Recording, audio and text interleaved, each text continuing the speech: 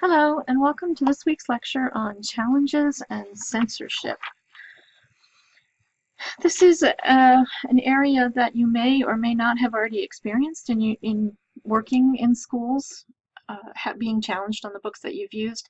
But I want to talk a little bit about what challenges are, how to deal with censorship, how it can backfire, and some examples.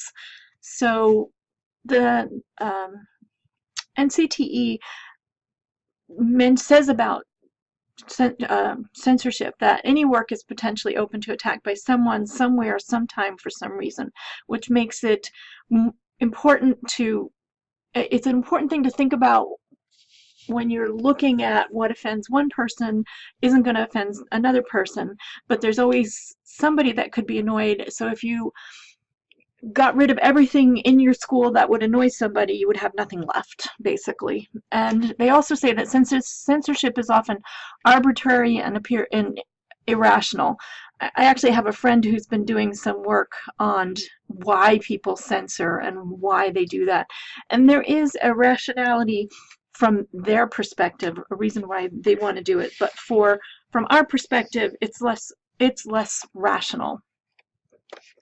So ALA created a Bill of Rights in 1939, and while we always think of American Library Association as someone who protects the First Amendment rights and is not, fights against censorship, it wasn't really until 1939 that when this was passed that it really became a tenet of the American Library Association and something that they were fighting for. Often they would limit, there was a lot of discussion in the 1880s, 1900s, 1910s about choosing the right books for people, making sure there's a lot of pushback against novels, against fiction in libraries. Libraries were meant to be for people for useful material, and novels that weren't considered intellectually stimulating we shouldn't be in libraries. There was a lot of pushback until they realized that that's really what people wanted. They wanted to not only get information from libraries, but also be able to enjoy themselves and read the material that they wanted to read. So as that evolved and as people's thoughts on what should and shouldn't be banned, you see this is 1939, so you can imagine the political ideas that were swirling around at that time with what was happening over in Europe, and this Library Bill of Rights was established that basically says that books and other library resources should be provided for the interest, information, and enlightenment of all people of the community the library serves. So just because, and I always tell this story because I was, when I was a children's librarian, I was called a purveyor of porn. There's one person who called me who said, I remember the book was Adam Bagdasarian's First French Kiss, and the book described a French kiss in like the second half of the first chapter, and that is as intense sexually and explicit as it got throughout the whole book. But the woman called me up, said I was a purveyor of porn, I shouldn't have this in my library, it wasn't right. And I explained to her that it might not be right for her children, but she doesn't represent what everybody thinks. And I have that there not just for her children. The library is not there just for her children, but for all children and all teens. And there are some people who believe that their students, their children, their teens are okay to read that, and it's something that they want them to read. So when we're thinking about how to handle material in our library and think about what material should and shouldn't be in the library, you have to think about a totality of the people there, and that what's one person's cup of tea is not another person's cup of tea, but both should be there. So and that's basically what the Library Bill of Rights said. Libraries should provide materials and information presenting all points of view, not be prescribed or removed because of partisan or doctrinal disapproval. Responsibility, challenge censorship and the fulfillment of responsibility to provide information and enlightenment, cooperate with all persons and groups concerned with resisting abridgment of free expression and free access to ideas. You shouldn't disallow people to use the library because of origin, age, background, or views. And this doesn't really apply to you, but if you make exhibit spaces and meeting rooms available to the public, they should make them available on an equitable basis, not just because you agree with one group and don't agree with another group. Now, there's a difficult line there when it comes to hate speech, because there's a lot of conversation now, you've probably seen in conversations about who should be speaking at colleges, and people like far alt-right people who do hate speech, do they have the right to free speech? They do have the right to free speech. They don't have the right to hate speech that incites violence, but they do have the right to free speech. They don't have the right to free speech to make people listen to them, and that's the difference. And that's why a book can be in the library that is not what somebody agrees with, detailing a position that you might not agree with, but they don't have to read it. It's in the library for the person that agrees with it. I'm not saying, in this case, Nazi versus Holocaust denier, although it is interesting to read. You might have certain libraries that would want to have Holocaust denier material in it. If you are studying that and you need to read what they've written in order to understand their position and how they're coming at it and how you can work against it. But that's probably not going to be your school library. So this is important to understand. It's been updated and amended several times, reaffirmed 1996. And there's some interpretations. I believe I've linked to an interpretation of the Bill of Rights in terms of school libraries. But it's important for you to have read this and to understand this. And I'll make sure that I did put a link to this, I think. I'm going to put this slide up. So to understand what is underpinning your professional organizations and professional this is the organization that represents you as librarians, and it's important to understand what they're standing behind in this Library Bill of Rights. There's some definitions that I've got from the ALA Banned Books Challenged Materials website on different different levels of censorship. Basically, there's an expression of concern, which is an inquiry that has judgmental overtones but doesn't go any farther. So basically, somebody will say to you, I just don't understand why you have that book there, or that book just doesn't sit well with me. So some kind of judgmental overtone.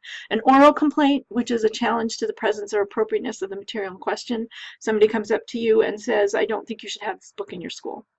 This should be followed by a formal written complaint. Nothing should ever be done just on an oral complaint.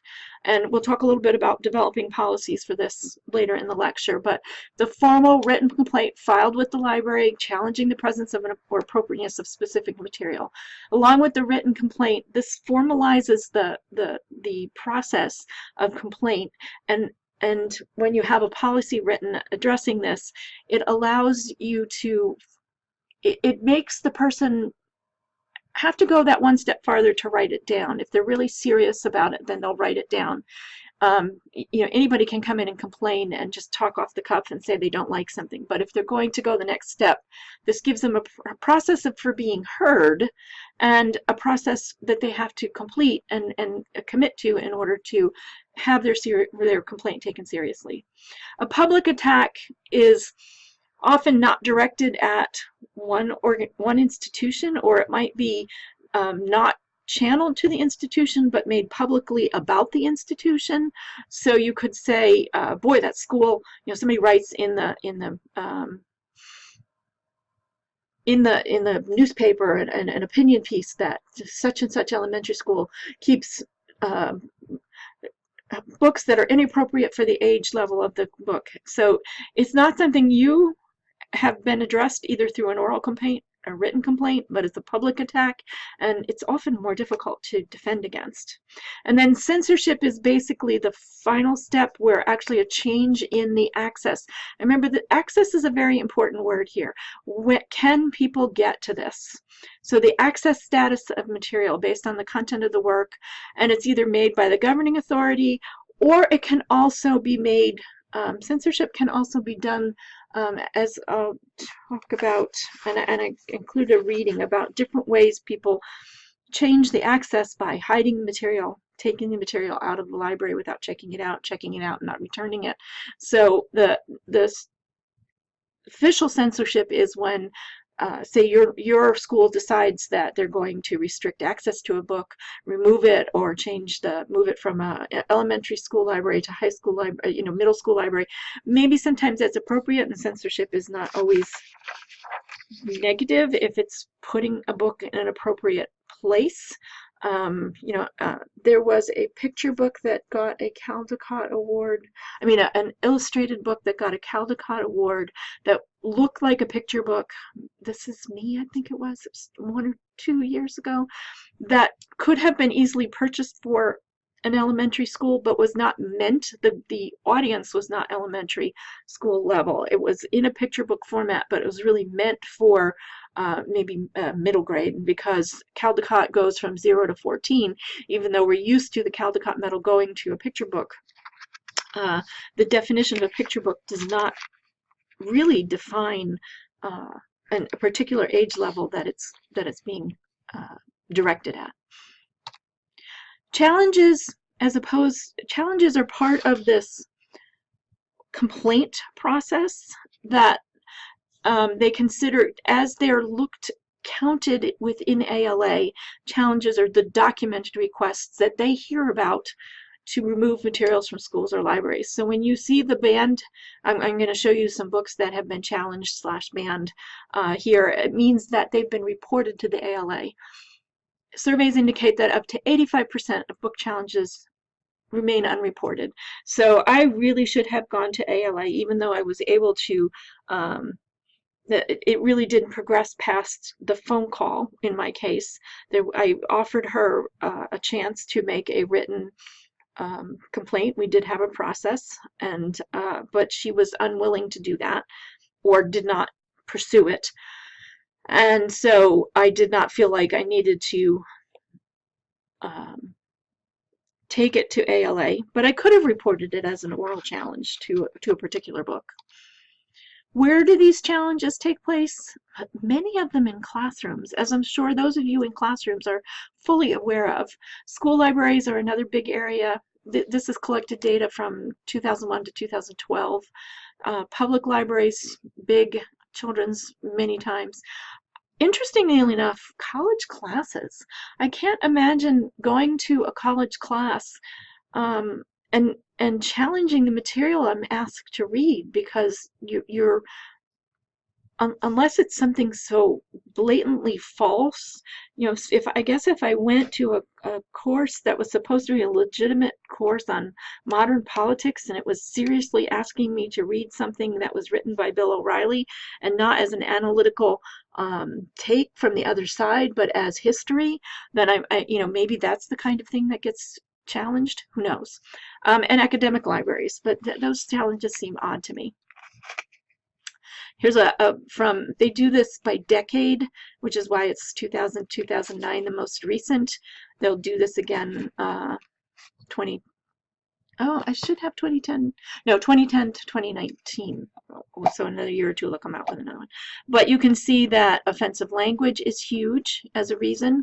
Sexually explicit is very big. Unsuited for age group, and this one is other objections. So the turquoise here is 2000 to 09. Some other reasons are racism, violence, homosexuality, occult, and Satanism. You can see this large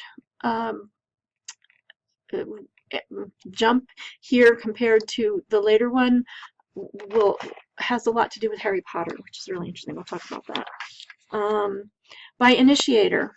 Parents are quite often initiators. There's a lot of concern around books and the safety of their children, which is why when NCTE says irrational, it can appear irrational to the outsider, and it seems irrational in terms of making their rationalization doesn't make sense to us, but it makes sense in their own minds as reasons that they're challenging books. Patrons of the library, and I don't know how this is counted, like the parent could also be a patron, but if you look at the figures where most of the challenges take place in schools and public libraries, schools would probably account for a large amount of this. Administrators, even some teachers, and other initiator, the famous other category. So challenges can backfire, and you often see that they do. This is by Susan Patron, who did what's the name of her book? Lucky, which one? Oh, Newberry, something Lucky, and she used the word scrotum on the first page, and she used it. I was at the banquet where she got her Newberry, and she talks explicitly about this, saying that she had a very particular reason for using that word as part of the plot, because she was using it to indicate that this was something that the scene was that the snake bit the dog on his scrotum, and this happened. The character observed it, and at some point later on, when she was trying to learn, after she had built a trusting relationship with an adult character in her, an adult person in her life, she asked about that word. So there was a longer term reason to have this word in there. But on top of that, Patron notes, Higher Power of Lucky. Gosh, it's right there. Jeez. That's the name of the book. That if you, all of us are tempted by the forbidden. So if you say, no, you can't read this, what's the first thing you want to do? You want to get at that book. Why is that so interesting? As she says, its allure is intensified by forbiddenness. And this is a little bit of the rationalization. Unexpressed but obvious fear on the part of the adults, which is, you know, they think that they're trying to protect your children. And they are absolutely allowed to make decisions for their own children's reading. What they're not allowed to do is make decisions for other children's reading. And that's the important thing to keep in mind. If you as a parent don't want your children reading X, that is perfectly acceptable. But that doesn't mean that that as a librarian I can make those books unavailable to everyone else because other people are willing and want their children to read about those issues. For example, LGBTQ, and we're going to have an interesting example here. You don't want your children to read about them. Okay. Not that I agree with that decision, but okay.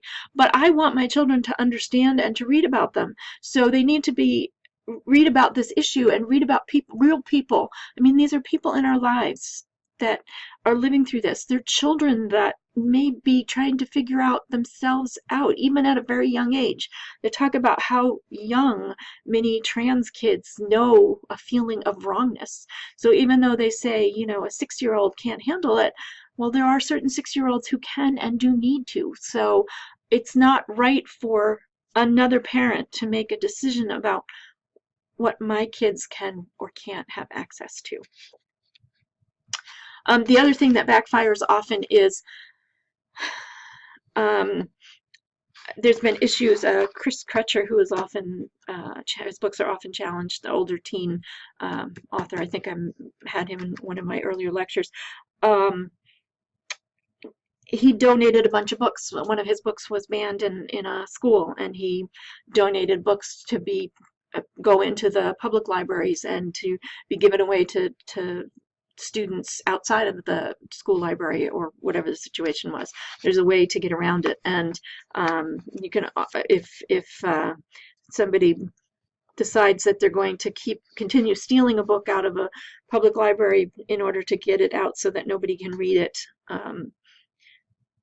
It if it's popular enough, you have to keep replacing it, and you're increasing the author's sales.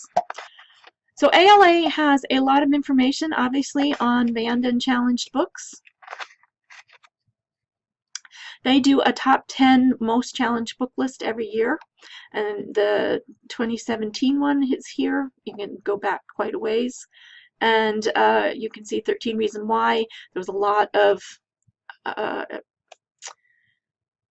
this book is from 2007. There was a lot of discussion when the movie, or was it a movie or series, came out, and also brought up the concerns about it promoting suicide. It discusses suicide, and they were afraid it was going to cause students to consider suicide more readily because of what was in the book. Absolutely True Diary of a Part-Time Indian. And here it includes why they are challenged, the book. Sexual violence. George, of course, about a transgender child, is going to be challenged. Kill a Mockingbird. We talk a little bit about classics that are often challenged. The Hate You Give. This is a wonderful book that they challenged. Tango Makes Three. I'm going to talk about that a little bit. And I Am Jazz, again, transgender.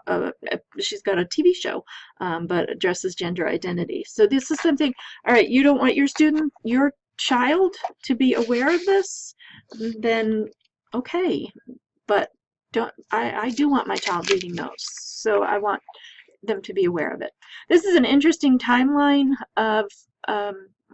This is 30 years, so it stops in 2012, but different books that have been challenged over the years and why they were challenged and when they were challenged. So here we have Harry Potter, because of magic and witchcraft.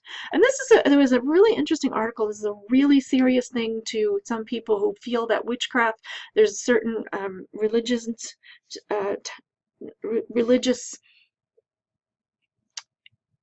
Christians, and I don't want to say sects, Christian type religions that really feel like magic and witchcraft are the work of Satan. And so, again, your children don't have to read them. My children can read them.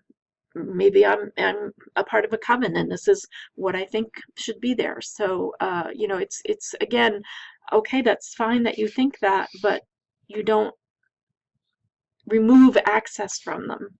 For my children. This is just kind of an interesting thing to look at. Challenge classics, as I mentioned.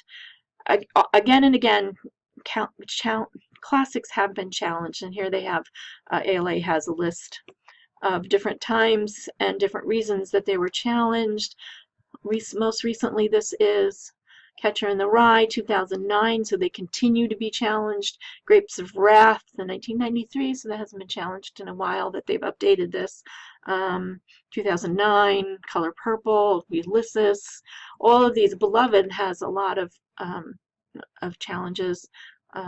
So all of these classic books that also are challenged. So it's not just a new or trendy books that are challenged. Other types of books are challenged. Every 10 years, like the graphs that I showed you, they come up with the top 100 challenged books. And that's kind of an interesting top Harry Potter series, still in 2000, 2009. But I believe they were the top in the years before. And interesting, just you have a map of where the challenges come from and are located. So that tells you which one and why it was challenged. So this was Davis County, Utah. Tango Makes Three, marked for removal in Davis, Utah, because parents might find it objectionable.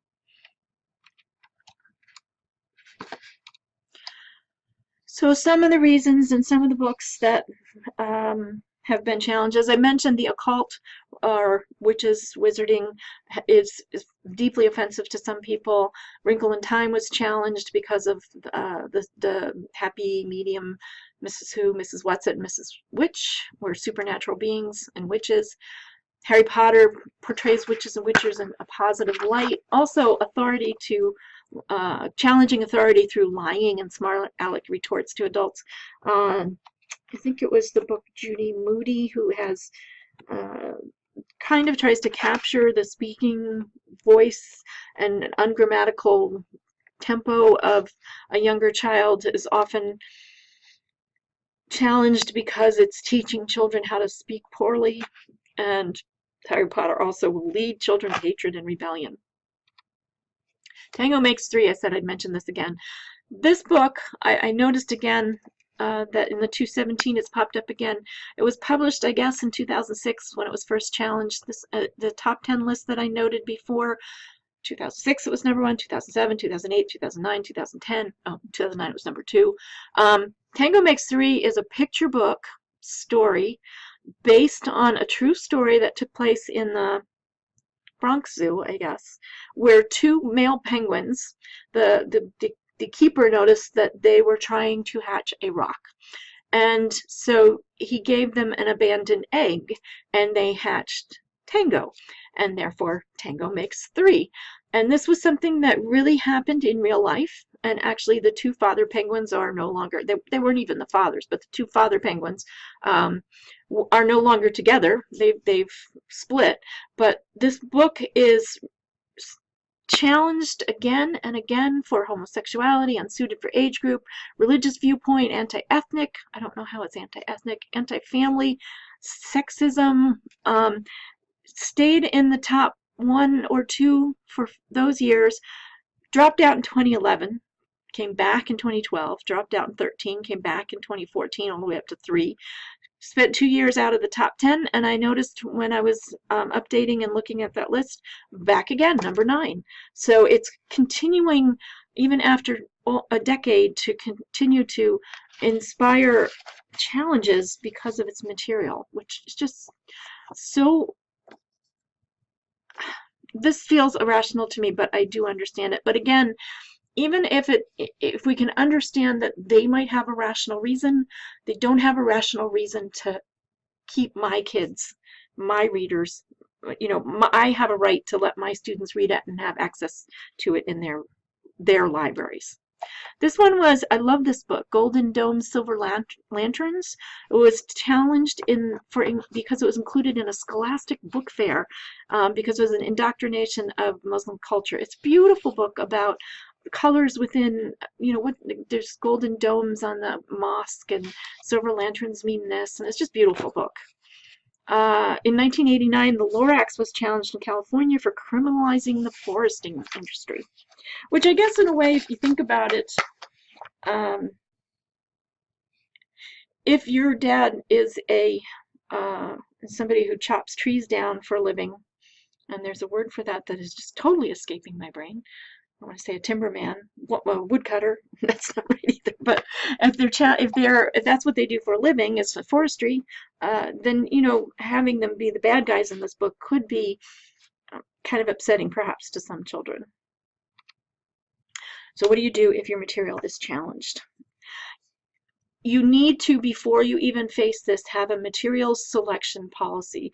This policy that lays out how you choose your materials and what criteria you use will help you defend your choice of a book.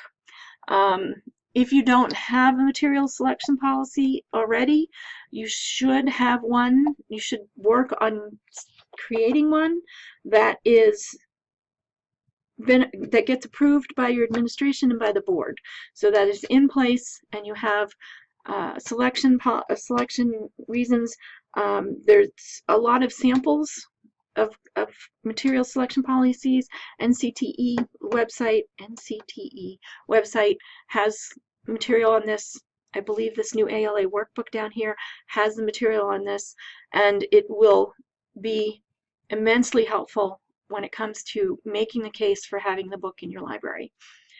You also need to have a formal grievance procedure, a formal process.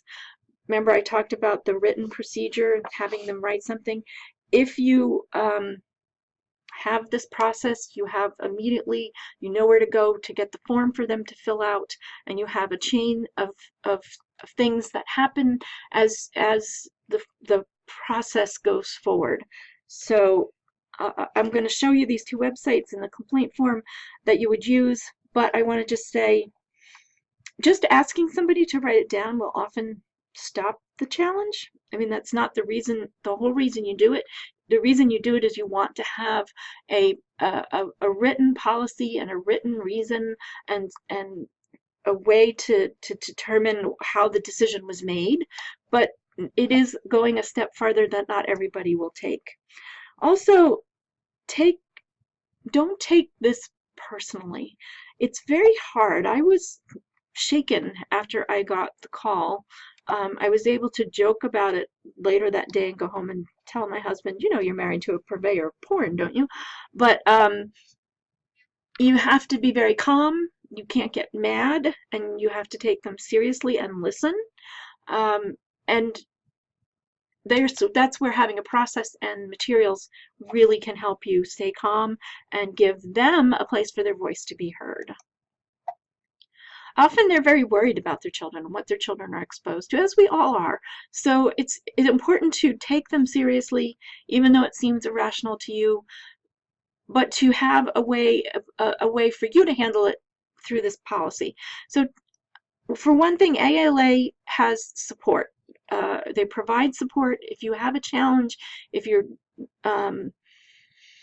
going through this. Contact the Office of Intellectual Freedom, and they will help you anytime. They are level-headed. They've dealt with this before. They understand.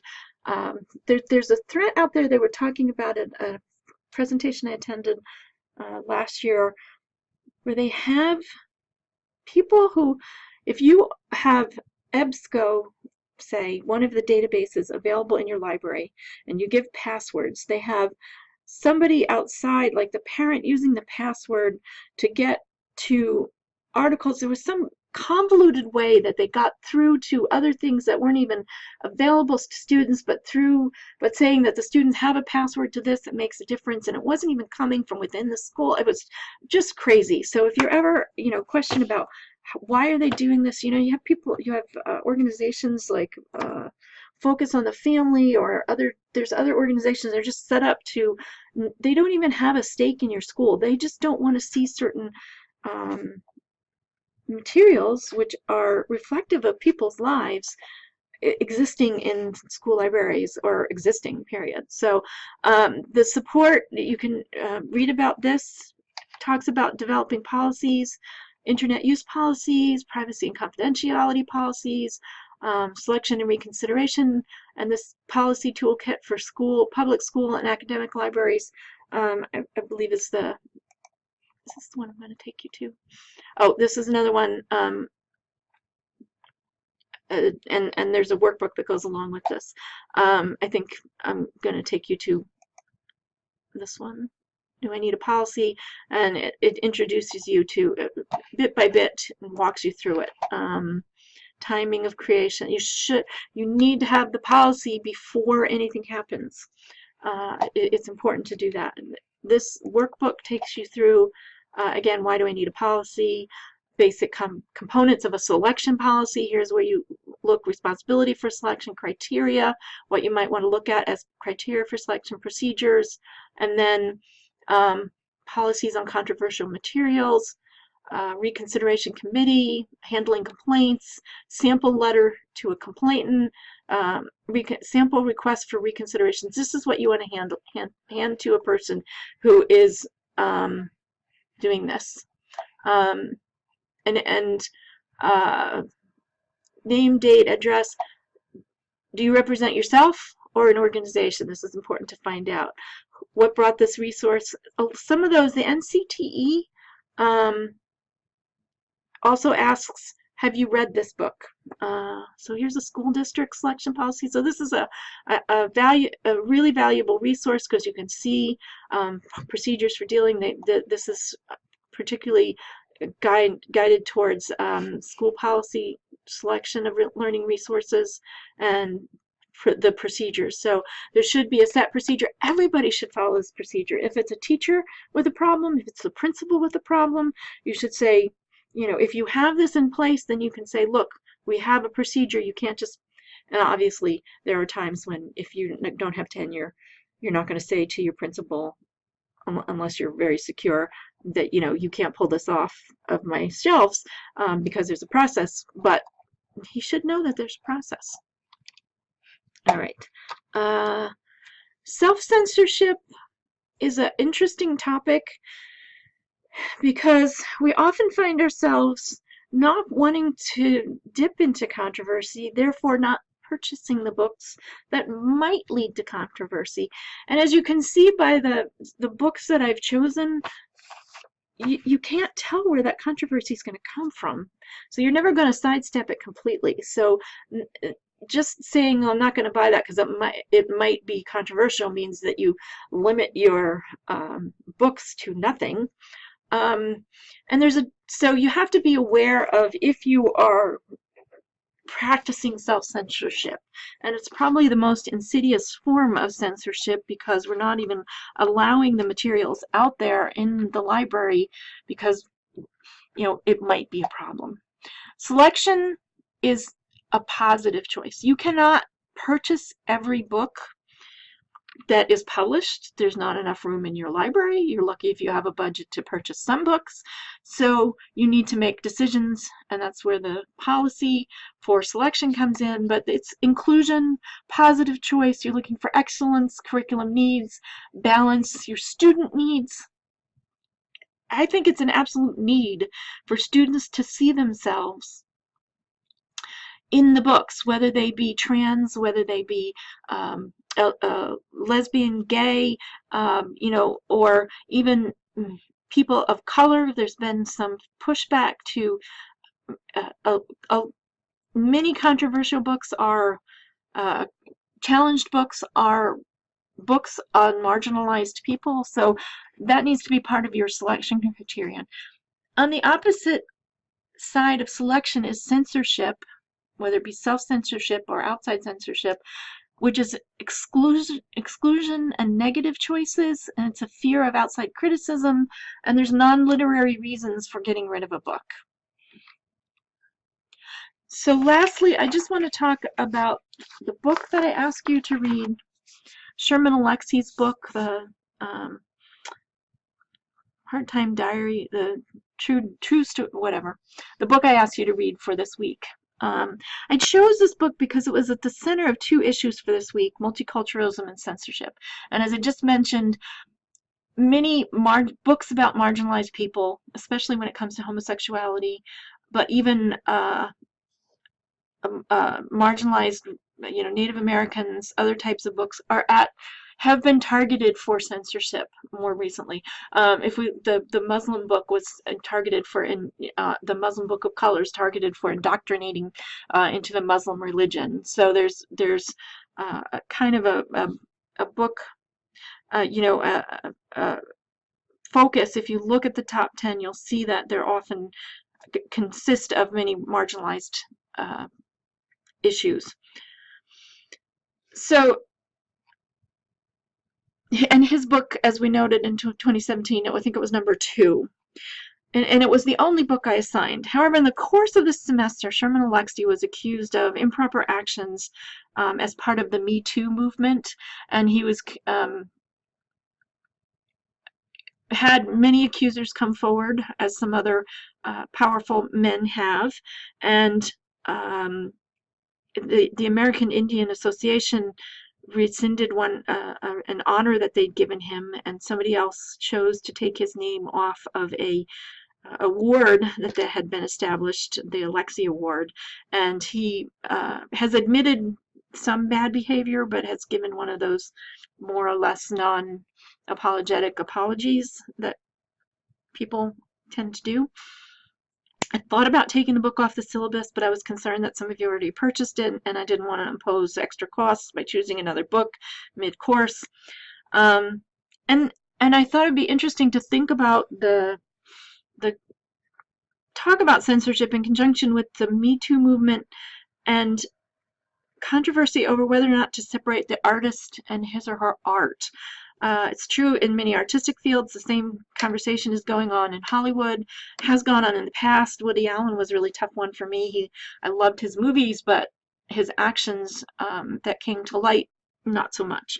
And there's always been kind of issues with separating the art from the artist.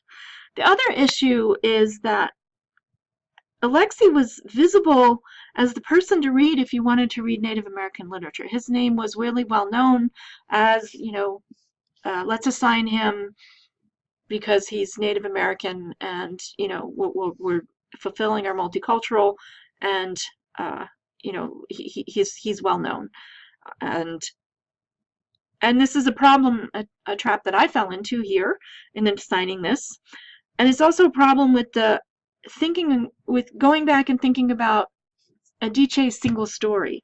If you rely on one person, one book, or one film to become the primary person or film or book that represents a culture, you get that limited story that was talked about in that TED Talk about a single story. So next time I teach this course, I won't assign Alexei, and I won't assign this book. But just to think about, is that censorship? I don't think so. I feel like it's selection because I've got a reason. I want to assign books that are written, I don't know, I'd have to think more about the selection. So it's an argument that some people will make for keeping problematic books or books by problematic authors because it's censorship. So what do you think? Am I censoring this book by not including it, planning on not including it next year? Or am I not providing a reward to this man who has abused his position of fame and power to limit, and there's some accusations that he has purposely not helped out the rest of the Native American writers and has made power plays that discouraged women from writing in the field. So, I feel like by choosing somebody else, there's a book that's getting a lot of, and I have to find a book that will be both, my point, I wanted that intersection between multicultural and banned or challenged books. So I will find something different for next year, but something to think about when you're choosing books and when you're thinking about books. And if you look up Sherman Alexie or even children's publishing and the Me Too movement, there's been some really interesting things going on out there. Thank you very much, and I'll see you on the discussion board.